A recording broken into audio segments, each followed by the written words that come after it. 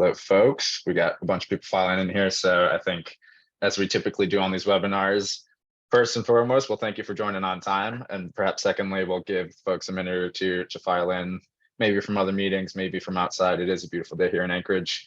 But on that note, did want to start with just a land acknowledgement.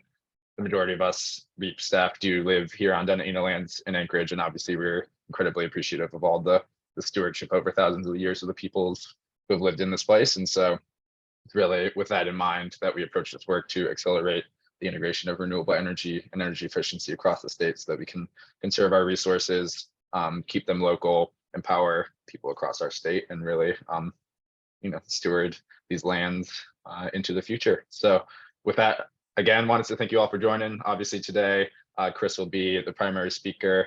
Probably needs no introduction, but for those who are unfamiliar, Chris Rose is our executive director here at Renewable Energy Alaska Project. I mentioned our mission, but what he'll be chatting about today is our legislative priorities and really updates on all of the bills that we've been advocating for, in a few instances have drafted and proposed to the legislature, and in all instances have been tracking. So without further ado, wanted to hand it off to Chris to dive into his presentation. Thanks a lot, Donovan, and thanks everyone for joining us today. As Donovan mentioned, we have been tracking a few bills in the legislature. We've been working on advocacy since we started back in 2004. And one of the first things we were able to accomplish in 2008 was the passage of a bill that created the Renewable Energy Fund. And the Renewable Energy Fund has really been the catalyst for renewable energy across the state, particularly in rural Alaska. There's been more than $600 million that has gone into Renewable Energy Fund projects. $300 million of that came from the state legislature. It leveraged other federal and private money. Those grants have gone for reconnaissance studies, feasibility studies, design, and construction in more than 80 projects across the state. Again, mostly in rural Alaska, where the energy burden is very high, have been able to build renewables and integrate those renewable energy projects into their diesel grids. So we have really a first mover advantage with all of these small grids having such experience in renewable energy integration. And we have a reputation literally around the world as a place that is excellent at integrating renewables into these small grids. That's important because there's about 1 billion people on the planet that don't have any electricity at all. And there's another 700 or 800 million that are relying on diesel like the folks in rural Alaska are. So that has been a success. That was one of the first policy successes we had back in 2008. That program, which is administered by the Alaska Energy Authority, has been in existence now for 15 years. It got the first bill authorized it for 5 years. Then it got a 10-year reauthorization back in 2013, which is expiring. So this program goes away on June 30th, 2023, unless the legislature reauthorizes it. So I'm happy to report that the bill to reauthorize it has already passed the House, and it is over in the Senate. It's Senate Bill 33, and the versions are the same. So the Senate Bill 33 is identical to the version that passed out of the House. And what we need folks to do is to write the co-chairs of the Senate Finance Committee, where that bill is right now, to get that bill into the committee queue and get it heard as soon as possible. The committee chairs for Senate Finance, you'll hear me talk about this later again, are Senators Hoffman, Senators Stedman, and Senator Olson. So those are the three people should be writing to ensure that the Renewable Energy Fund reauthorization gets heard in time to pass out of Senate Finance and then the full Senate, so that that bill would then be, or that program will be reauthorized for another full 10 years. Again, this legislation does not make any amendments to the program. I think there are things we've learned over the last 15 years that we could potentially ask to change, but this bill is not the place to do this. We're just at this point really under the wire to get the entire program reauthorized. And so far, so good. We're getting very close, but we have less than a month left in the session. So any efforts that you all can make to push our Senate leadership to get this bill heard and passed would really be helpful. And I guess I would just stop there for a minute and ask if anyone has any questions about the Renewable Energy Fund reauthorization. I think you can put your questions into the chat. And I believe that Donovan is monitoring that. I don't know if you've seen any questions yet, Donovan. So I'll apologize. I double checked the settings and it says that chat works on the back end, but it seems like the chat is not working on the front end, although I do see questions coming in through Q&A. Well, just one, honestly, chat from Dave Myers saying the chat isn't working. So no questions yet. I'll keep you posted on those, and I'll work to sort out the chat where folks can introduce themselves. But Q&A is working, so if folks have questions, they can log them there. And I guess we did just have one come through from Rebecca Noblin saying, what do you think is the right place to address the tweaks we'd like to make to the Renewable Energy Fund? It would be next year. REAP would be happy to look at any amendments that the community feels are important to change with the Renewable Energy Fund, but it is not the time to try to do that right now, because that will stall the bill out. And it won't pass, and then we won't have a program to even amend. So certainly happy to talk to anybody who's got ideas. I mean, we certainly have had discussions about things that we could change with the Renewable Energy Fund, but I think there was universal consensus that this was not the time to try to do that, because we just don't have enough time to work through any amendments to the actual program at this point. Any other questions about the Renewable Energy Fund reauthorization? Okay. We do have a few more. One is just, can you repeat the Senate bill number, please? It's Senate Bill 33. House Bill 62 is the House version that's already passed, but that's already got completely out of the House. And so it's the Senate version, Senate Bill 33. And Senator Kaufman was the primary sponsor of that bill, but again, focus on the co-chairs of Senate Finance, which are Senator Stedman, Senator Hoffman, and Senator Olson. Great. So that's that encompasses a few other questions here just related to pressuring Senate leadership and how do we go about this. So I think we could follow up afterwards with perhaps the contact information, but we don't currently have instructions for that listed on our website like we do for other bills, but could add that if folks want. One other question, how much is in the fund authorization? Well, there's no fund authorization that's attached to this reauthorization of the program. The way the program works is it's a program where the applications are sent out by the Alaska Energy Authority. They're vetted by the Alaska Energy Authority. The Renewable Energy Fund Advisory Committee then looks at those applications that the AEA has found to be technically and academically feasible, and they are supporting funding for. And then there is a transmittal to the legislature saying, we believe that we're requesting X amount of funding for these applications and these projects that we believe should get funded.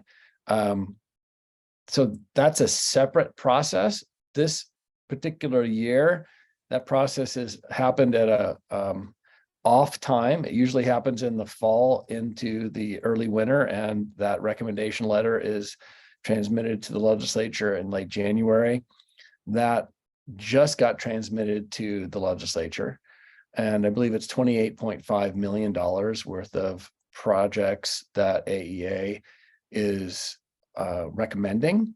So that is a separate ask that the legislature, would that be both the House and the Senate Finance Committees, support $28.5 million worth of Renewable Energy Fund projects, but that is based on the current list of recommended projects, and it's separate from the idea of just allowing the program to continue past June 30th, 2023, because it'll just sunset and go away completely if we don't pass the reauthorization bill.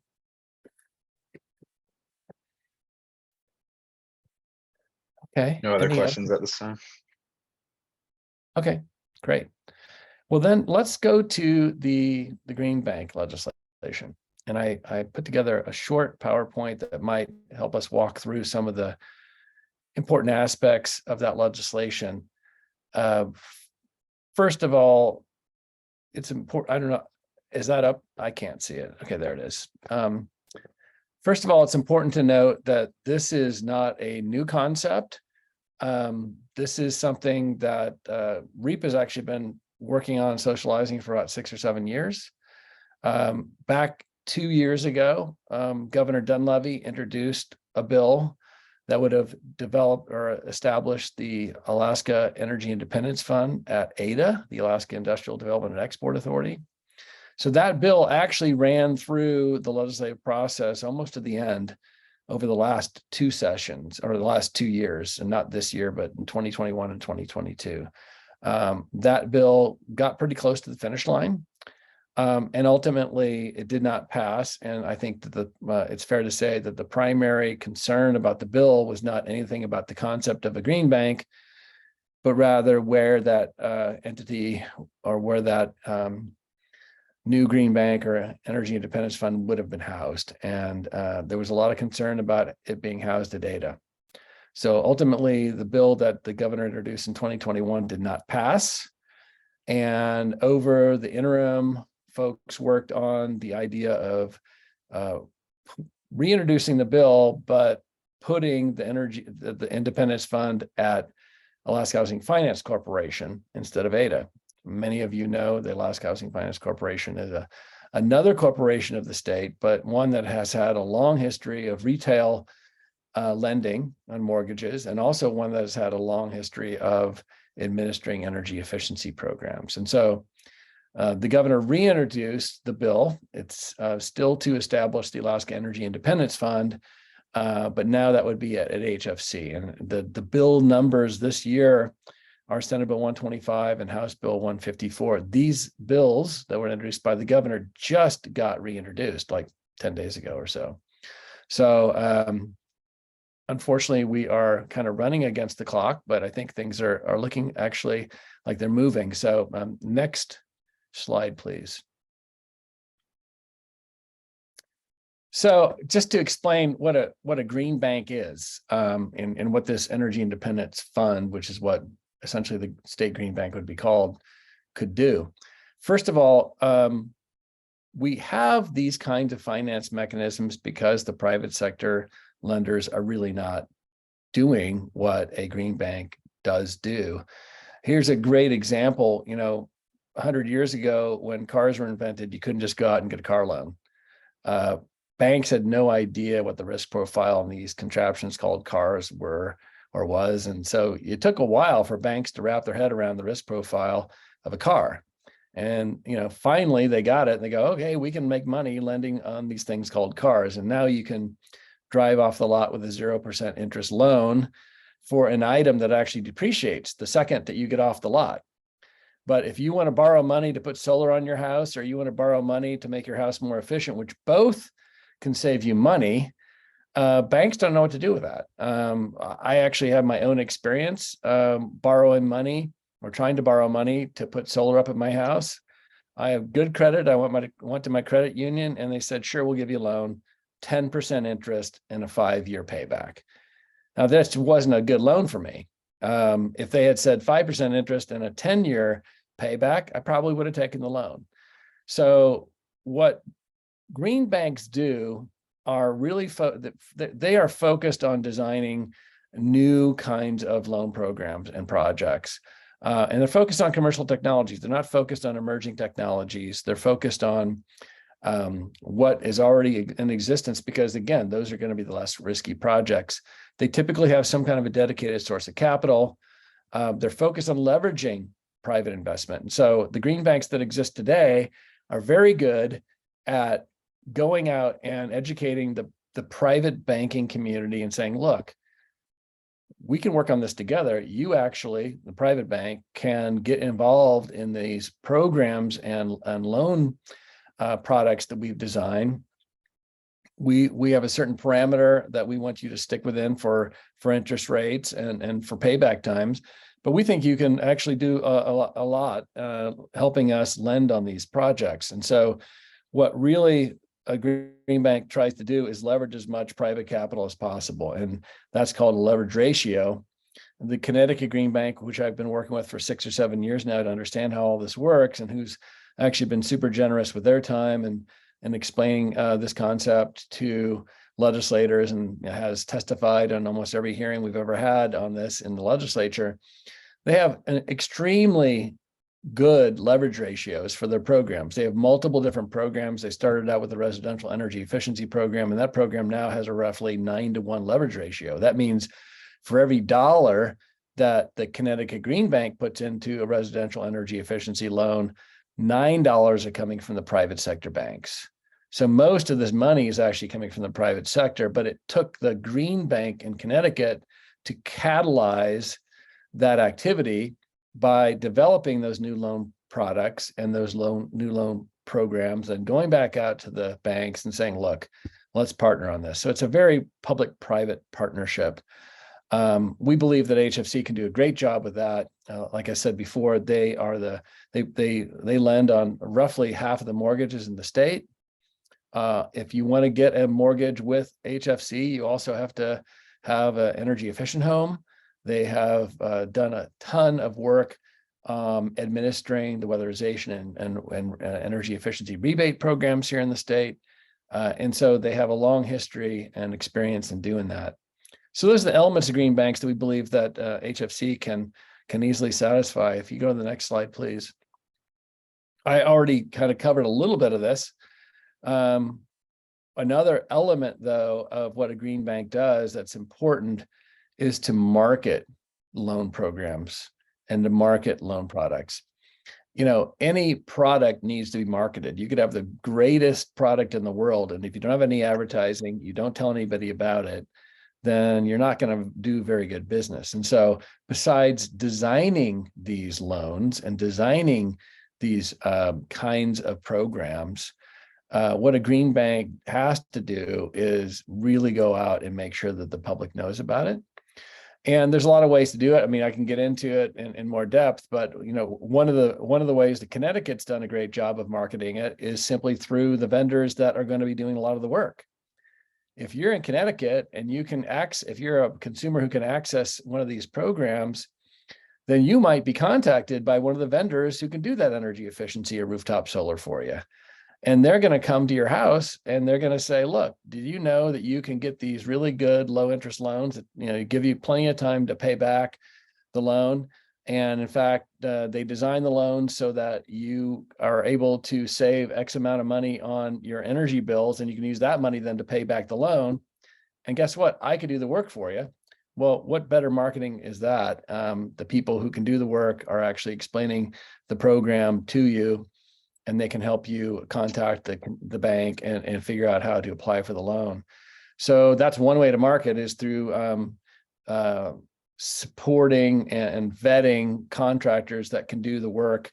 But that's a really important aspect to this, because what we need to do is both make our housing stock, our building stock, much more energy efficient. And we also need to displace natural gas in a hurry in Cook Inlet. As many of you know, I'll talk more about this when we talk about the Green Bank. We are facing a gas shortage in Cook Inlet as soon as 2027, and we're certainly facing higher gas prices because the current contracts for natural gas that the utilities have now are all going away in the next 4 or 5 years. So a green bank can really help us both make our demand go down for both electricity and heat, but also can support things like rooftop solar, which we feel can be an element, a part of the solution to displacing Cook Inlet natural gas that we're currently using to generate electricity. So I'll go to the next slide. This is the pathway. So you can see here, we only have 2 committees left, even though this bill was only introduced less than 2 weeks ago. It passed out of the House Energy Committee after 2 hearings yesterday. So it seems like there is an appetite for this bill to move forward. And it's partly because it's already been heard. I mean, the concept has been heard over the last 2 years, as I explained. And I think the legislature understands this concept. Clearly, there are some new members who are going to need to be educated about it, who were not around the last 2 years. But this bill now is moving toward the House Finance Committee, and it only has one referral in the Senate, and that's the Senate Finance Committee. So hoping to soon get a hearing in the House Finance and pass it out of the House and move it over to the Senate. And I think with whatever we've got, 27 days or something left in the session, we still have the time to pass this bill. So that's the pathways. Next slide, please. This is really important. This is an important piece of legislation because I think a lot of people have been participants in the grant programs the state's had before. You know, the Renewable Energy Grant Fund is a grant program. The weatherization program was a grant program. The rebate program was essentially a grant program. You had to put your own money up front, but you get that money back if you can show that you've done the right improvements to your house.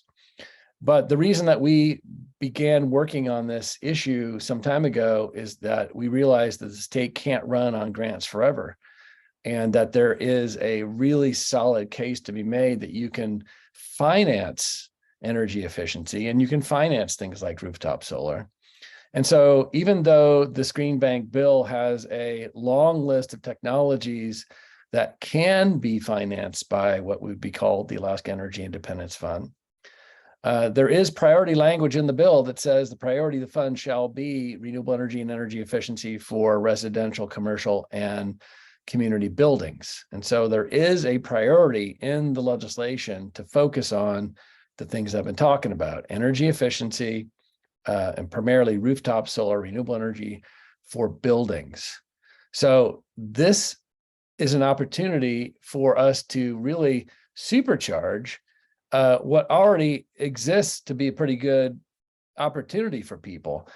You can get a bunch of rebates through tax credits primarily right now through the Inflation Reduction Act to do things like put rooftop solar on, that's the 30% tax credit, or install heat pumps. There are programs for energy efficiency and weatherization. There's a lot of stuff going on at the federal government level.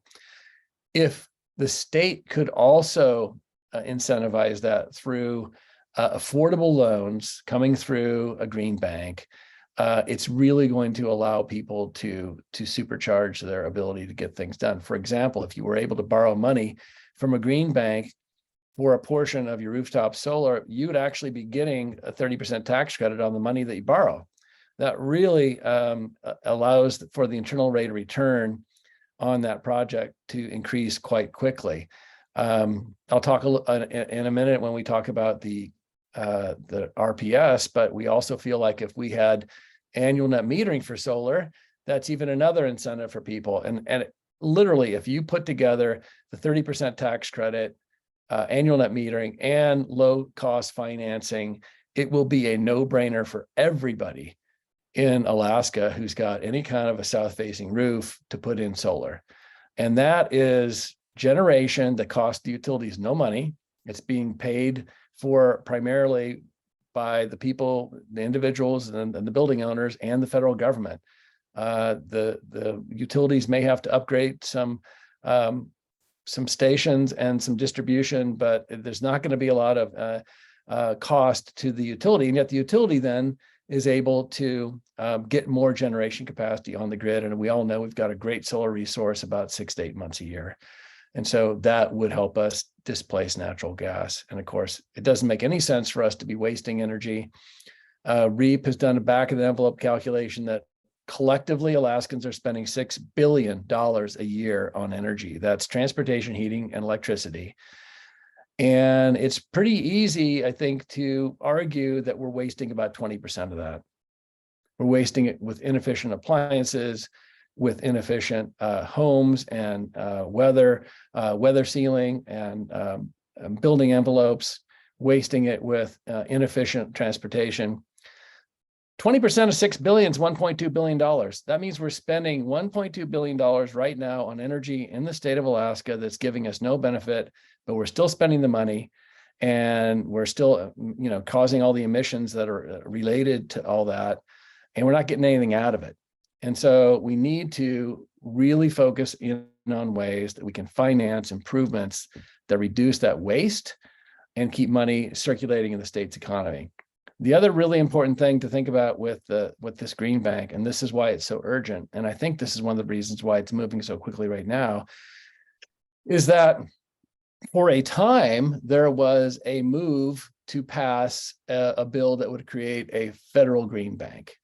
And there was standalone federal green bank legislation that actually passed the House a couple times, never passed the Senate.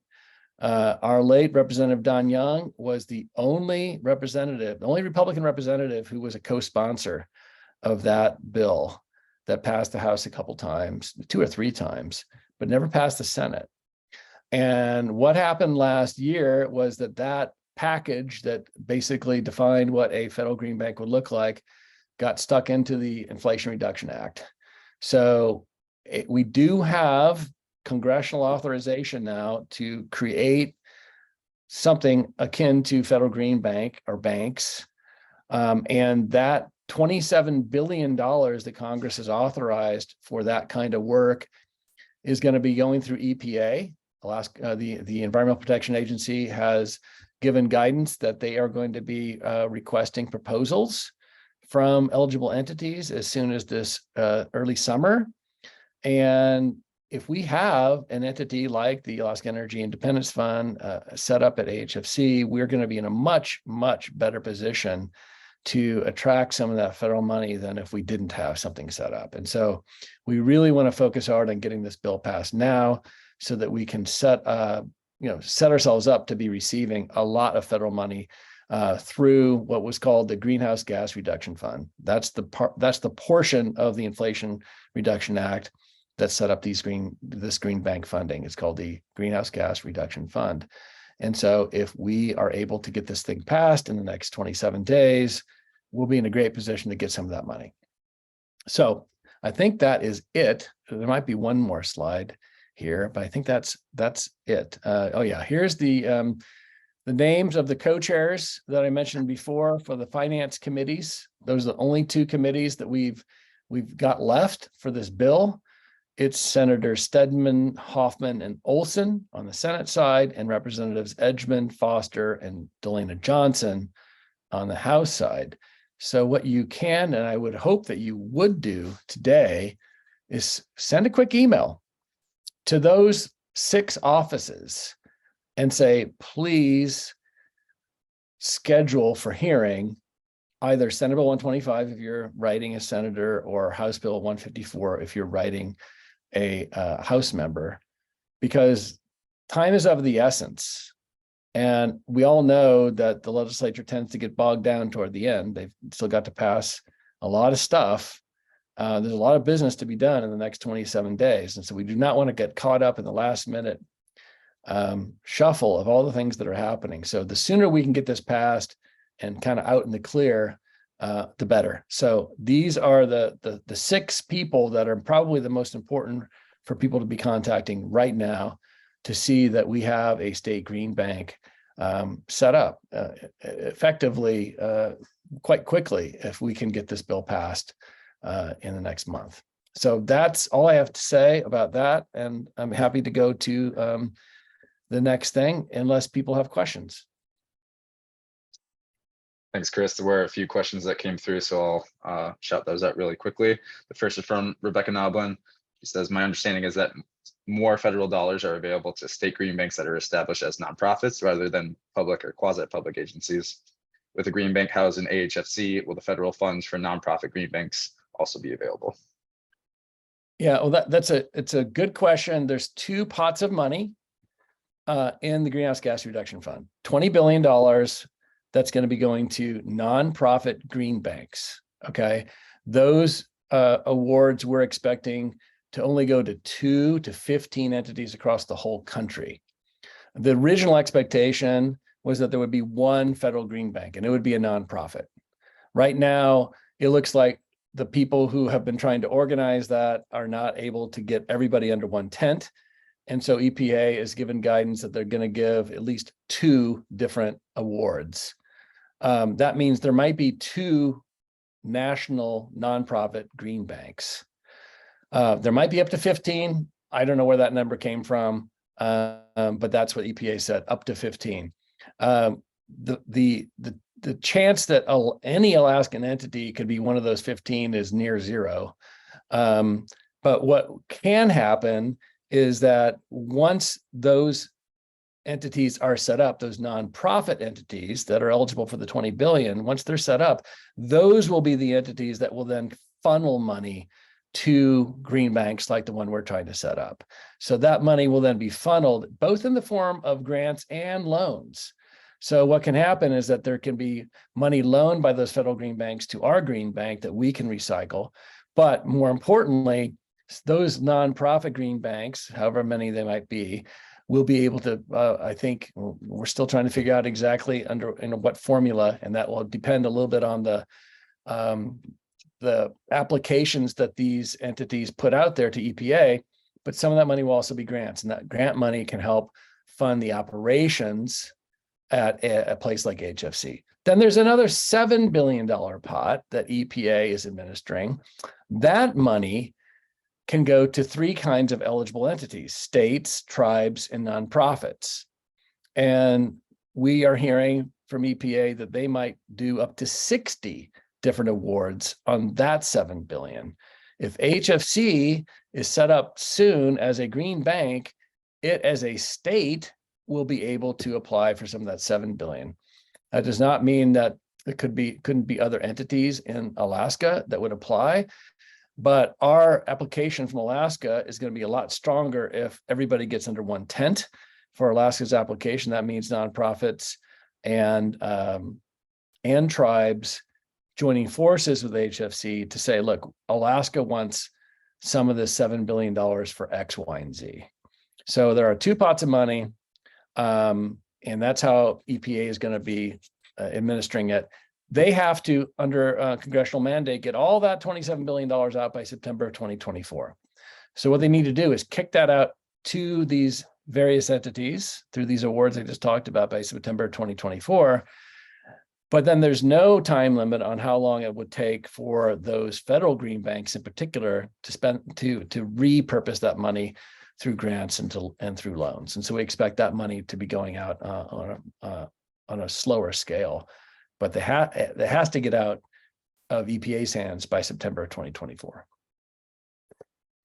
Great. And then the next one is from Dave Myers, who's asking, once the legislation passes, what's the anticipated time frame for that first green bank loan to head out the door? Great question. And I'd say it's going to be a year if we're lucky. Talking to folks like Bert Hunter, who's the vice president and chief investment officer at the Connecticut Green Bank, who's been super helpful. I mentioned his generosity before. They were the first green bank in the country, and it took them a good year to kind of get up and running. And then they got, they really kept going and built momentum and more momentum. And now they're doing, hundreds of millions of dollars in clean energy financing every year. So it takes a while to get that first loan going. One thing I also didn't mention that's worth definitely mentioning is that the legislation would enable, I believe, the Independence Fund to help administer on a more regional or statewide scale the PACE programs that we have in the state, the property assessed clean energy programs in the state.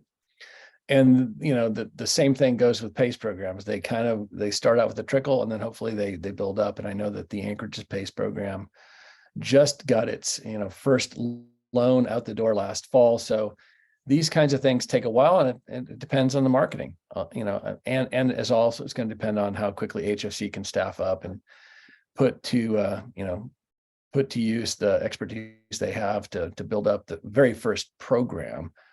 And we're hoping that the first program, again, will be focused on what the legislation prioritizes, which is EE and RE for buildings. Great. And then you sort of just alluded to the statewide reach of this body, but Michael Powell is asking any comment regarding how these bills will benefit rural Alaskan communities? Yeah, I think there's a huge potential benefit, particularly on the energy efficiency side.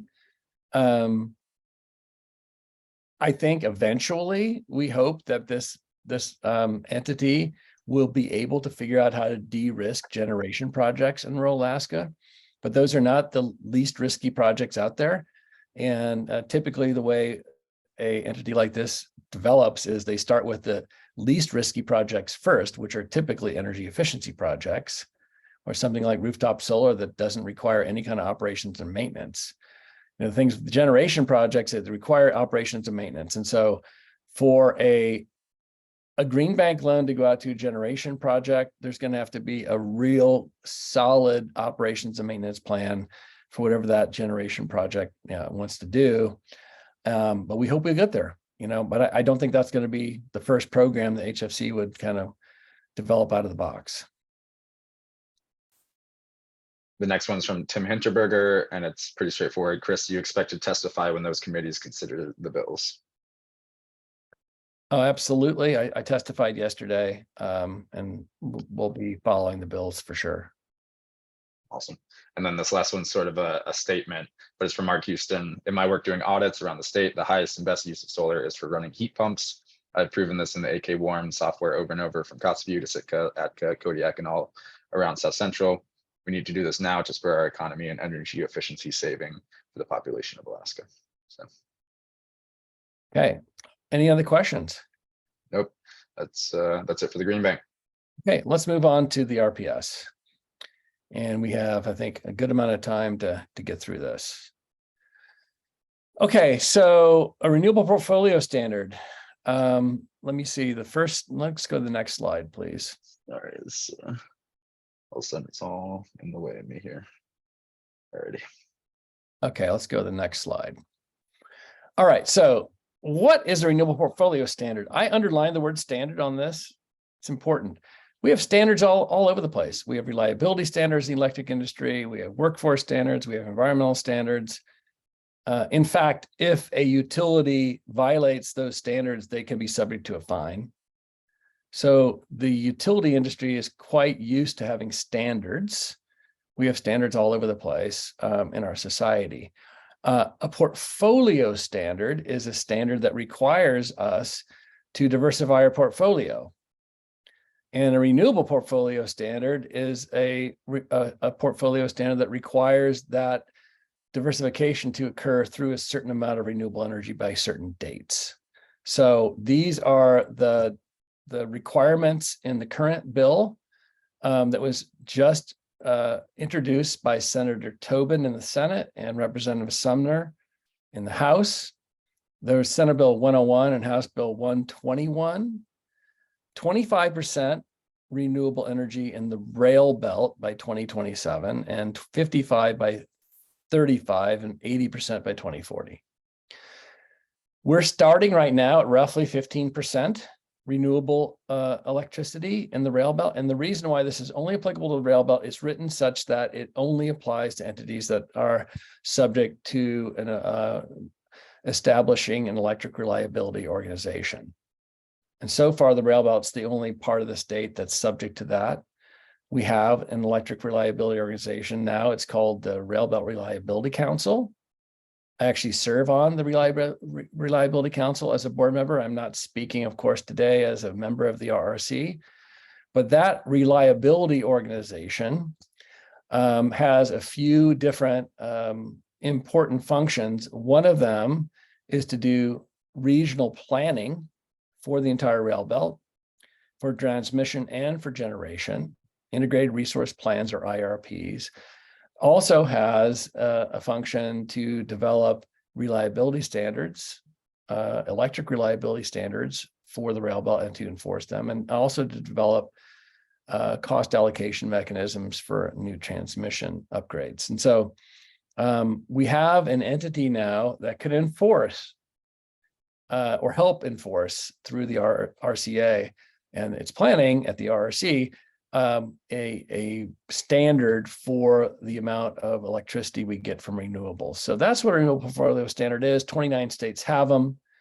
There are many states that have more aggressive standards than 80% by 2040, believe it or not. There are several states that have 100% by 2045 or 2050. As most people know, the world is moving toward renewable energy quite quickly.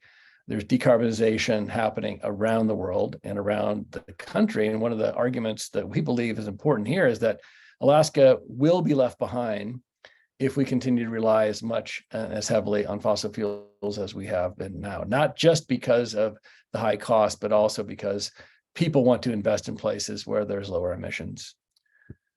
Next, please. So, as I mentioned before, a standard like this would be enforced by the Regulatory Commission of Alaska.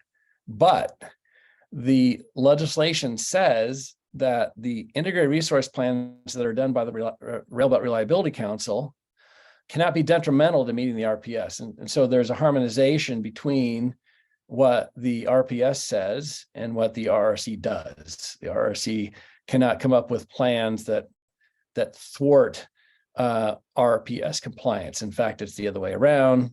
The RRC is going to have to come up with plans that help the utilities that are that must be compliant with the RPS to meet those standards. The difference between what we've seen over the last 13 years and what this standard would do is that there's actually enforcement through a fine for noncompliance.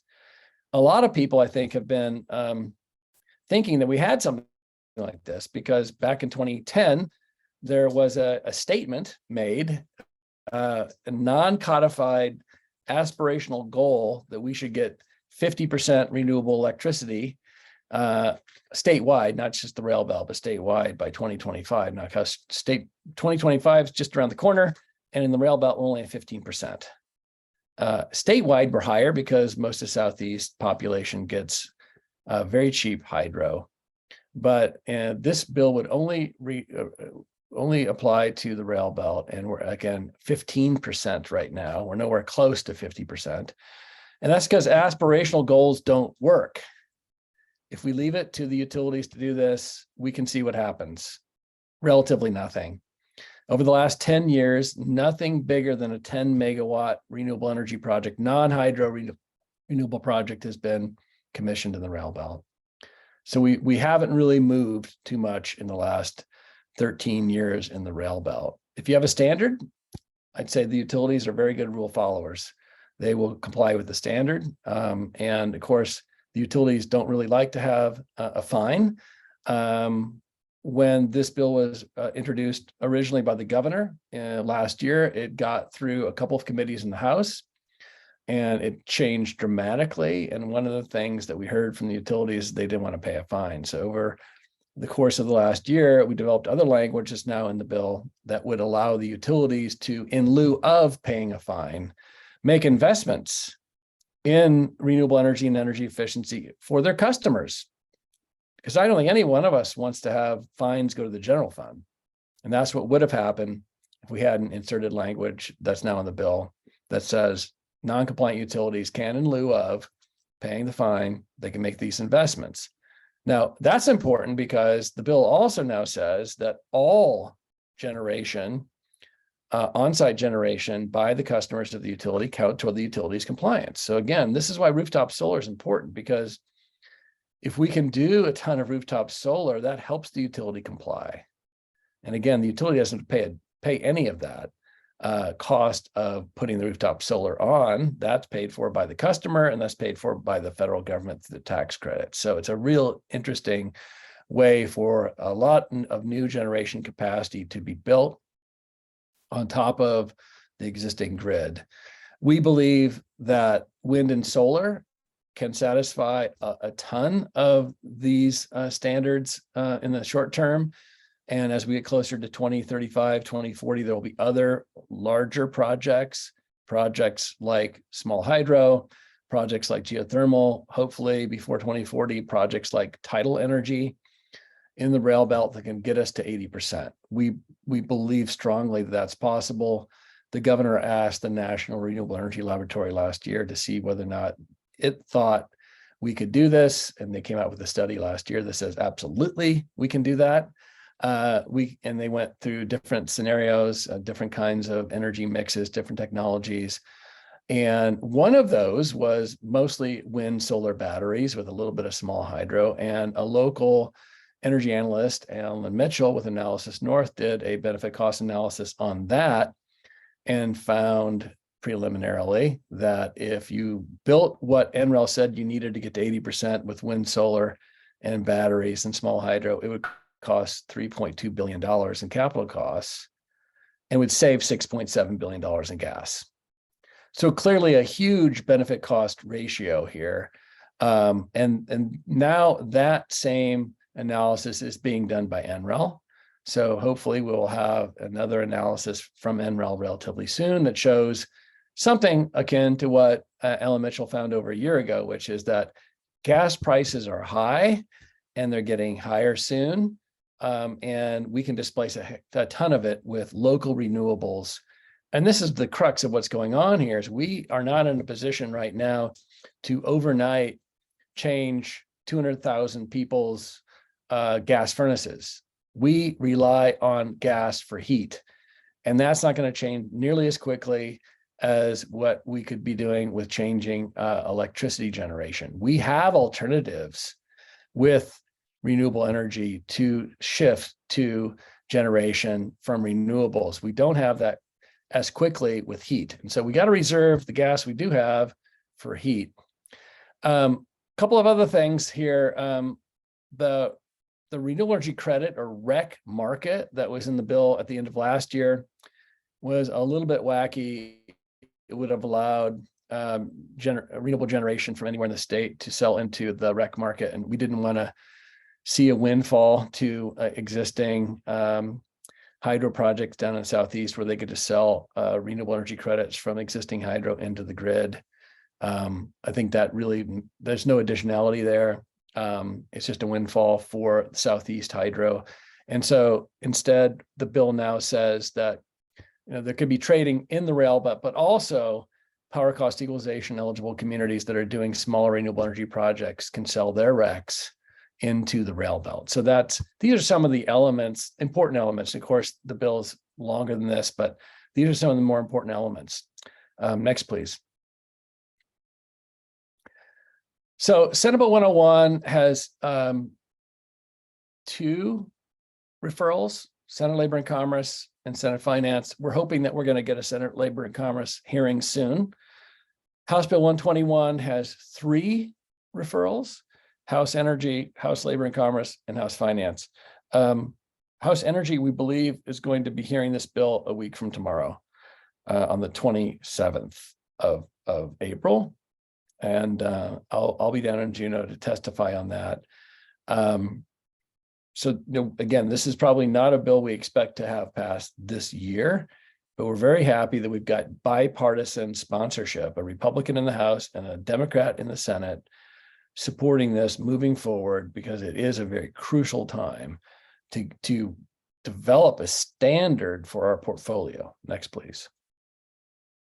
Here are some of the elements. And if you've been able to follow some of the other things that REAP's been doing, I gave it about a 2-hour presentation to the House Energy Committee on this issue on March 16th, and that is available, I think, through our website and also on the legislative website. We also have had some conversations at the museum, the Anchorage Museum, on January 12th, and then again just last Thursday, April 13th, and those videotaped conversations with experts from the Railbelt are on our website. But we are dangerously, and this was the governor's words last year in his press release when he introduced the RPS, dangerously reliant on natural gas. If you don't count Golden Valley, which doesn't really use gas, the three utilities in South Central are roughly 80 to 85% reliant on natural gas, depending on the hydro year. And unfortunately, most of that gas is coming from one entity, Hillcorp. They control about 80 to 85% of the gas. Hilcorp announced last year that they may not be able to refill the utilities contracts, including Enstar's contracts, when those contracts expire. Homer's contracts expires next year. So these utilities are in a position where they've been told literally by both DNR and the public, I think through groups like REAP for a long time, we need to diversify the portfolio. We need to diversify the portfolio. We haven't done it. And unfortunately, now we're in a real fix. And the utilities have all testified in front of the Senate Resource Committee that if they don't get an in-state gas pipeline, which is a real, I think, remote possibility. And again, look at our videotape of our discussion last Thursday night. Super remote possibility we're going to get any kind of in-state gas line, then they're going to import LNG. The cost of gas is going up no matter what. If even if we did get an entity like Hilcorp to go out and explore for more gas, no matter what, the gas price is going to be going up because the cost of the exploration and development is going to be sunk into the new gas price. If we import LNG, we either have a long-term contract, which really would leave us out of the energy transition that the rest of the world's going through and leave us out of the opportunity to take the 10%, the 30% tax credits for the next 10 years from the federal government. So we either get hooked into a long-term contract, which gets us a lower price, or we're on the spot market. The spot market is just a scarily priced, volatile market right now. To give folks some sense of perspective, the Henry Hub price for natural gas in the lower 48 right now is around $2.50, less than $2.50. I think it was down to $2 the other day. And on average, the South Central utilities are paying $7.50 MCF for gas. So we're already paying 3 times what lower 48 utilities are paying. And we could be paying double that easily, up to 15 in the near future. Even more than that on the spot market for gas. That is going to really increase people's electricity bills, but more scarily is going to really impact people's heating bills. So we need to be reserving all the gas we can for heating. We need to stay away from LNG long-term contracts. And we need to really focus on the fact that renewables are cheaper. At $2.50 in the lower 48, renewables are still competing with natural gas. This year in the United States of America, 83% of all new electric generation capacity that's put online will be wind, solar, or batteries. And that's competing against $2.50 gas. So we can certainly compete against $7.50 gas here. And if you look back again at the benefit cost analysis that Alan Mitchell did, if you save more than $3 billion on gas, you've got plenty of spare dollars to build up whatever new transmission you may need, to put whatever batteries you may need to put in there.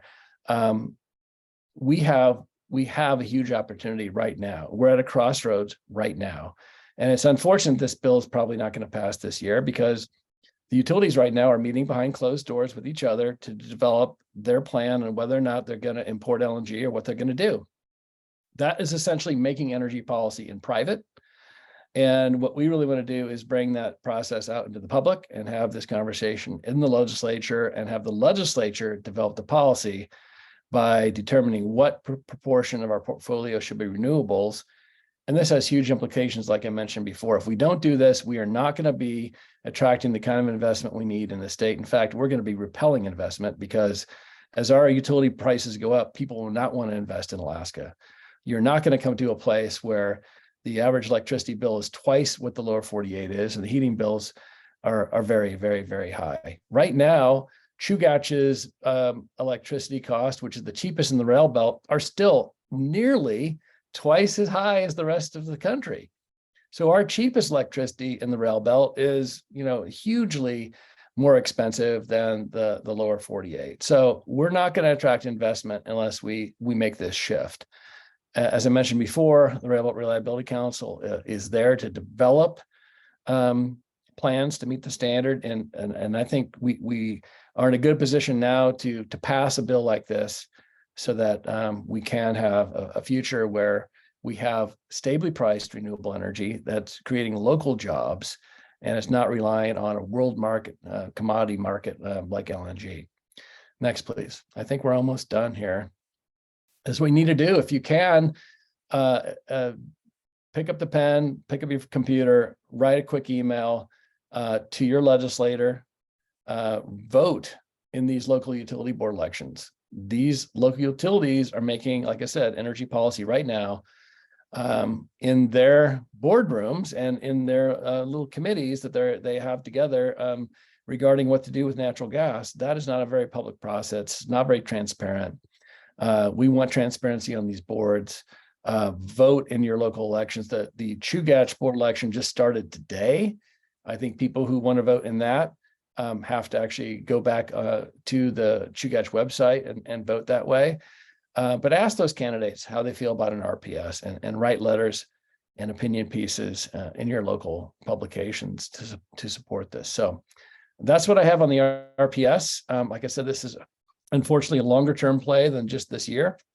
So we'll probably be having more conversations about it, but there's lots going on here. And I'll stop there with just a few minutes left for questions.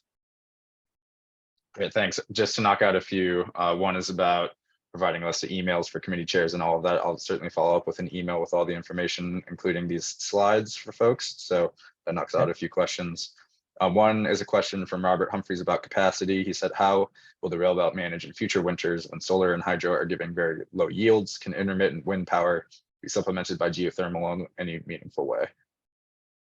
Well, it certainly can be supplemented by geothermal if we get geothermal. But you can supplement, I mean, you can use battery energy storage, and this is what the rest of the world is doing, with variable wind and solar. Now, the issue with solar is that most of our production is going to be in the summer. So all of the gas that we hope to displace with large scale solar and rooftop solar combined is probably going to require some more natural gas storage. And I know the utilities have been looking at that already, but we are going to need more gas storage because we're going to have to continue to produce gas throughout the summer, even if we're not using it to make electricity. But there is absolutely no problem in using batteries to smooth out the wind power. And in fact, other places are doing this. I come from a state now, Iowa. I left Iowa 40 years ago now. That's 57% wind in Iowa right now. And then, they're actually doing that without any storage because most of that electricity is just going into a very stiff grid. If we can upgrade our grid just a little bit, not nearly as much, I think, as what the utilities think they must do, we need to be able to do more than one thing at once. If we can upgrade a little bit of our grid so that we don't have these bottlenecks on the transmission system, and we can move wind and solar energy back and forth, I think we're going to be able to shift. We're going to be able to use electricity that's produced from different parts of the state in one larger big balancing area, which is the goal. We want this whole grid from Fairbanks to Homer to act as one big grid. A lot easier to integrate renewable electrons, variable electrons, if they have more places to go rather than just the local service area. So there's a lot to that question, but it is technically doable. And with the amount of money we're going to save on gas, if we go this direction, we will have plenty of money to do it. Yeah, I think I'll just add to that analysis was based off of historical cook-inlet gas prices, right? And so if we're comparing it to gas prices which are increasing, the benefit will be even larger. Well, it was based on AEA projections, but I think those projections are now probably not as accurate as they were 15 months ago. That analysis that was done by Analysis North too, importantly, did not assume that the federal tax credits would continue, because they were all set to expire, and then the Inflation Reduction Act extended them for 10 years. So that's a big assumption that makes that analysis, I think, look even better if it's redone today. Lots of support here in the Q&A. One from John Davies just saying that the RPS would also help Fairbanks deal with their PM 2.5 pollution issues. Thank you for that. One question from Mitchell Roth. What about pumped energy storage for long-term wind energy storage? Please comment on the feasibility and advantages over batteries. Well, I can only say that if a hypothetical pumped hydro storage facility is feasible, both economically and technically, it'll be done. And that's something that the Railbelt Reliability Council, through the integrated resource planning process, will vet heavily. There's be technical staff, the RRC, that can look at those kind of proposed projects. But I can't really comment on a hypothetical. I can say that, batteries have come down almost 80% in the last 10 years, and DOE has a huge push to decrease the cost of batteries even more. There's all kinds of battery chemistries. There's all kinds of research going on to hopefully make breakthroughs in battery storage. So batteries are going to continue to proliferate, especially with the rise of electric cars. That's one thing that's really bringing battery prices down. But Mitch is right. If we had a suitable place that economically and technically worked for pumped hydro, that can also be a great option. I don't think this is either or on any of this. We believe we want to diversify as much as possible. Right now, we're the opposite of that. We're relying on one fuel. Nobody would put 85% of their retirement in one stock, but unfortunately, that's what we've done. And I think there's always been a hope that something else would happen. But the fact is, we've never got a hometown discount on natural gas or oil in Alaska. We're a very, very small market. That's the reason why we have such high prices. And so we need to move on and diversify to as many different sources of electricity and in many different places as we can. Awesome. Well, I will say it's 101. Want to respect folks' schedules. There are a few other questions that we have, not so much related to the legislation, but just renewable energy more broadly. So what I'll say is that first off, thank you for joining us this afternoon. I will be following up with an email, not only with the recording of this event, but then also materials for reaching out to legislators to support these bills. And then if you have additional questions, please don't hesitate to reach out to me or to Chris individually. But thank you all again so much. Really appreciate the chance to share this information and look forward to our continuing outreach. Thanks, everyone. Have a great afternoon.